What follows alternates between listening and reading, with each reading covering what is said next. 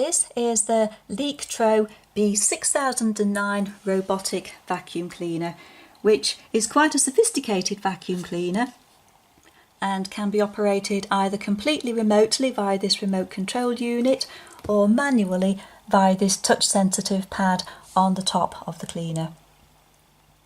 Build quality is superb and everything about it is designed for ease of use and practicality.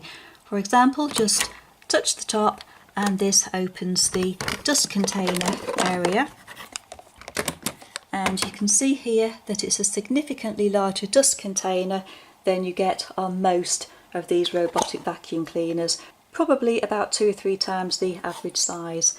There's a HEPA filter at the front, and another nice feature is this onboard cleaning brush, which is stowed on the top of the dust container and just clips into place.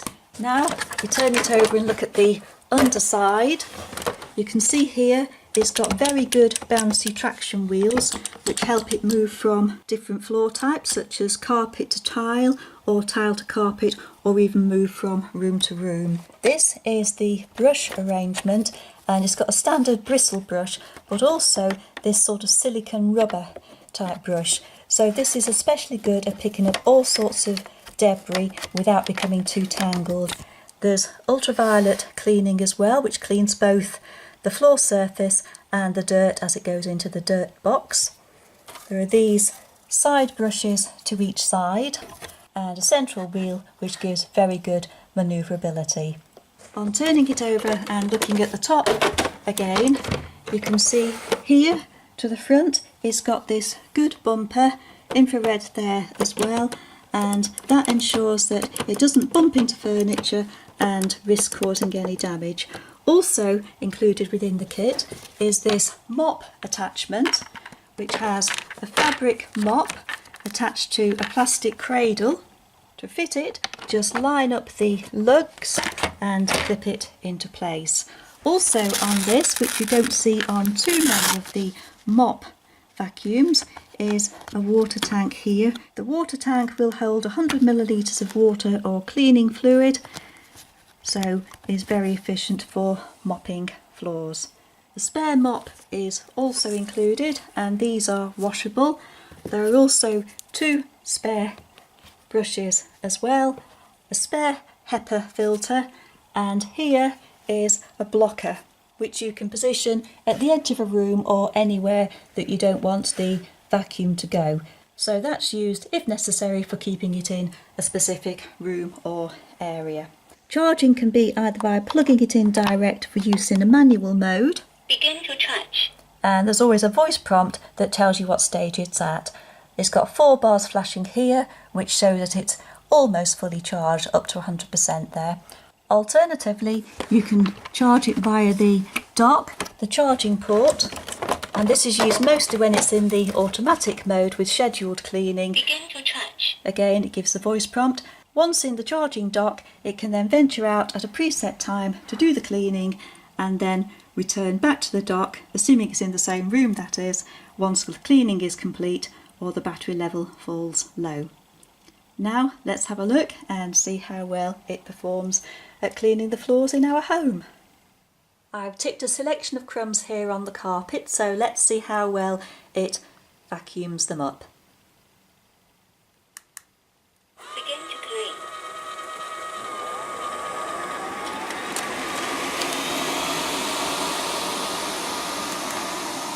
Now it's passed over, we can have a closer look at how well it's sucked up the crumbs.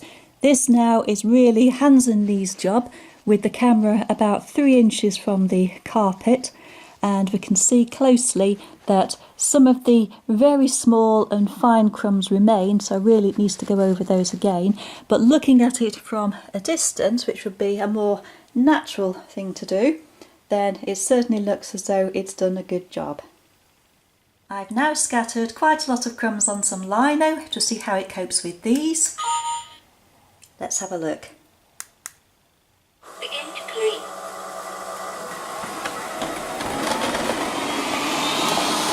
Absolutely perfect there.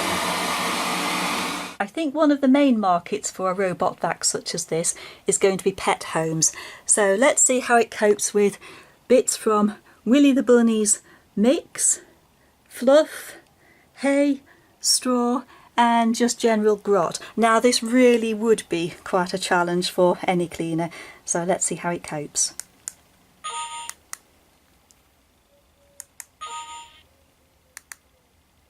Begin to clean.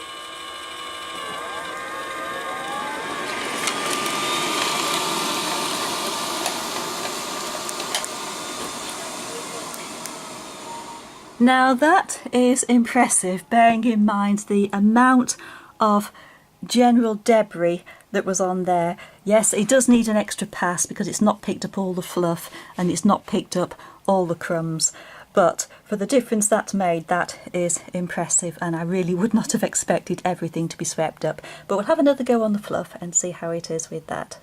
So the same debris in reverse. Begin to clean.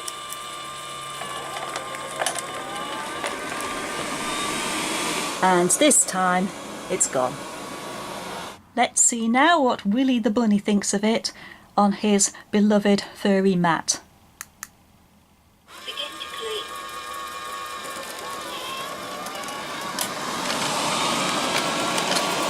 Well, he's not very bothered by it.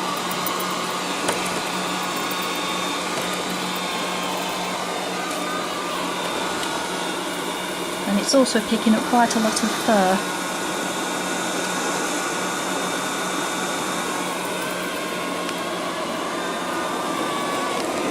See there, it also went down the rug so it can navigate different points. And back up the rug again. Now on laminate floor, where I scatter some hair and some dust. Let's see how it copes with this. Begin to clean.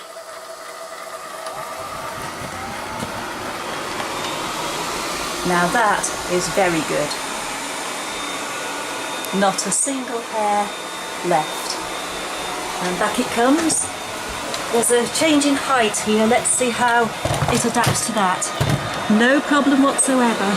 And you can see the height difference there is probably just under an inch and a little bit less on the other side. So about an inch there, and it navigated with no difficulty onto the carpet. Let's now have a look at the movement pattern. It does have a memory and it does tend to navigate its way around a room quite well and doesn't tend to keep repeatedly going over the same patch over and over again. Let's have a look.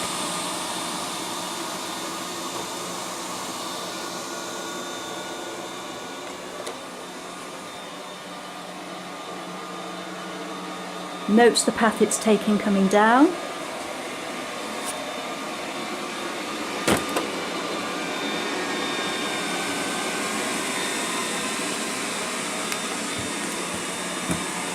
And now it's taking a path to the right of where it came down before. You can just about see the stripe if you look closely.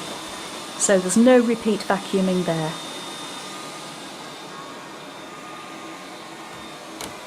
Now under the chair.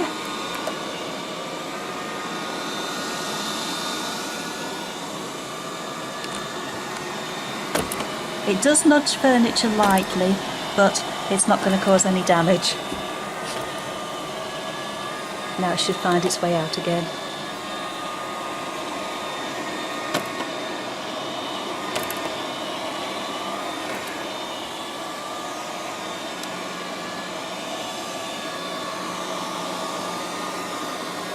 And it didn't go back under the chair.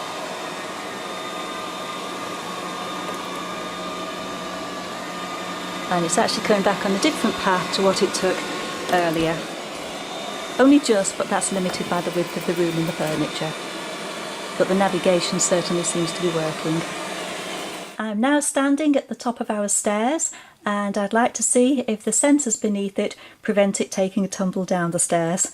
Let's have a look. Begin to clean. My hand's here at the ready just in case. No, it stopped it going down. Time now to look at the mopping and fill the water tank. Takes about 100 mils. Easy to fill, but do remove it from the it back so nothing gets spilled on the machine itself. Then slot it into place. And off we go. Now switch it into action using the specific mop button on the remote, and off it goes. Begin to mop.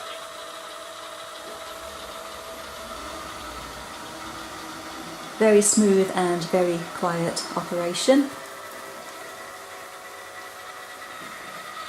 This doesn't vacuum, it just purely mops. And now let's have a look at where it's wiped. You can see on my finger, hopefully, that it's slightly damp, dry finger, slightly moist. So the floor is slightly damp, and you can see there where it's mopped, i.e. there, and there's the dry section. So this certainly works very well. Very pleased with the navigation because it hasn't actually double mopped anywhere. And it's actually making a really good job of this mopping. Very impressed by that.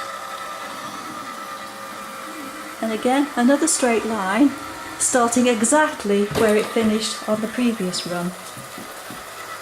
So that's the line from that's the line from previously, and it's come back exactly to the side of it.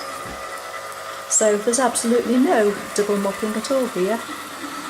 Really, really impressed by that. And you can also assist the navigation slightly using these arrow keys to make it go right, left, forwards and backwards. And there's an edge cleaning mode as well, which will clean the edge of the room. You should now get it to go along the edge of the cupboards, like so. There, that's the edge mode. That's particularly good for going along the edge of the room, skirting boards and into corners as well. And always one of the best tests of any cleaner is to see how much it's picked up. Well, after just those few minutes, those are all the crumbs on the mop brush, and after testing on the carpets, you can see here that it's picked up white fluff, red hair from the bathroom off the laminate. And now if I have a look at the dirt bucket, there should be quite a bit in there as well, I would think. Everything's very, very easy to access, and you can see there, that is the dust bucket. Quite shameful really, isn't it? Just unclip the catch to open it, and then we can see what we've got. We've got all the white fur from Willie, and the HEPA filter is quite clean there. And this lifts out a bit fiddly with one hand while the other's holding the camera, but there we are, we can see exactly what we've got in here. Just dust, general grot, hay, straw, the hair, the bits of rabbit food. So in just those few minutes while I've been demonstrating it, it's certainly picked up a lot. And now, very, very easy to empty. Just tip this over and tip it into a bin. Put it all back together again. Again, all slots in very easily, well designed and well made, and then it's ready for another run. Couldn't be easier than that. And it can even return itself to its own charging dock. Begin to charge back to charge.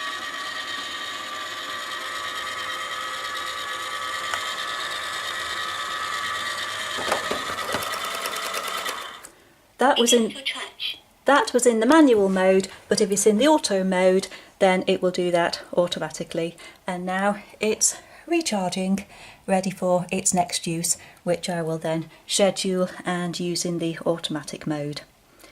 Very, very good product. Really enjoyed using it.